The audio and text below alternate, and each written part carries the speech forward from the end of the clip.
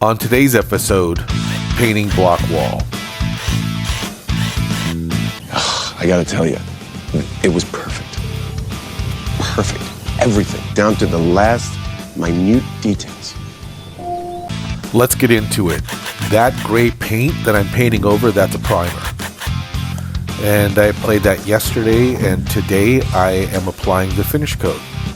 The finish is 100% acrylic flat. It looks great.